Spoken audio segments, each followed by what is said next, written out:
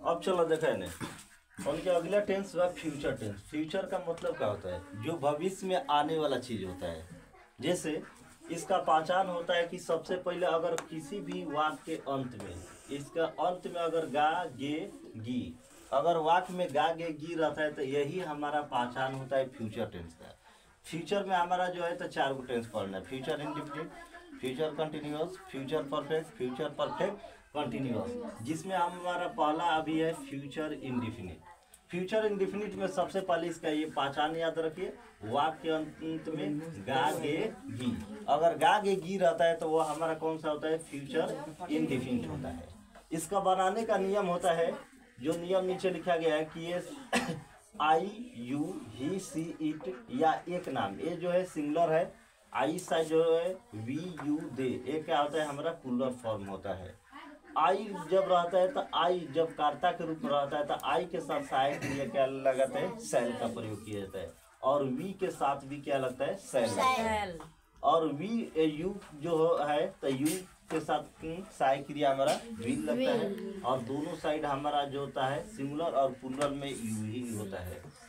और ही है तो ही जो है तो ही के सहायक क्रिया विल, सी भी रहेगा तो विल, ईट भी रहेगा तो विल, या एक नाम कोई भी किसी का भी अगर नाम रहता है तो उसके साथ भी क्या लगता है? विल।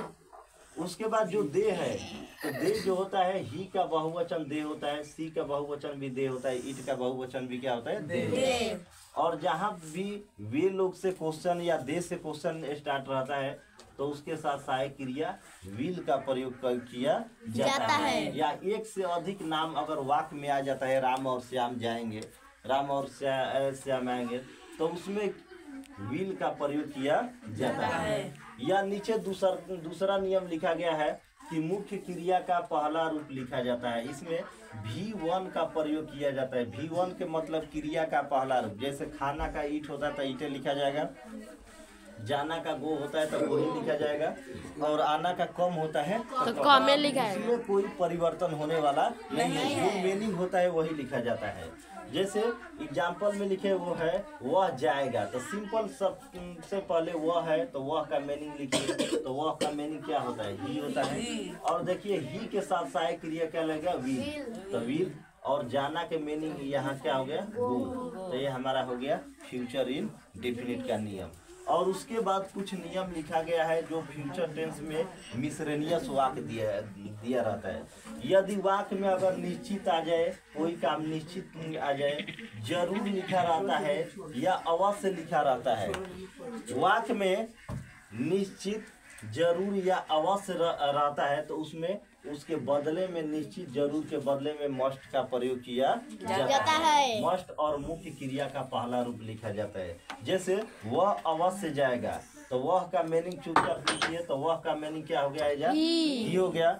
उसके बाद अवश्य है तो अवश्य के बदला में क्या लिखा जाएगा? मस्ट। और जाना है तो जाना का मीनिंग क्या हो गया हमारा? गो। इस तरह से जहाँ भी वाक्य में अवश्य, मस्ट और जरूर आएगा, निश्चित वाक्य जरूर या अवश्य रहता है तो उसके बदले में मस्ट का प्रयोग किया जाता है। उसके बाद जो है एक चौथा नियम है, यदि वाक्य में जोर देने वाली बात, किसी बात पर अगर जोर देकर कहा जाता है, जैसे उसे आना ही होगा, उसे जाना होगा, जहाँ भी वाक्य में अगर जोर देने वाली बात होती है तो वहाँ पर सेल की जगह विल और विल की जगह सेल का प्रयोग किया जाता है। जैसे यहाँ लिखा है कि उसे जाना होगा, एकदम जो वाक्य पर प्रेशर दबाव देकर कहा जाता है तो वहाँ पर सेल के जगह विल और विल के जगह सेल प्रयोग किया जाता है। जैसे ही है तो ही के यहाँ पर उसे जाना होगा तो उसे का मीनिंग लिखिए ही, और ही के साथ क्या लगता है? विल,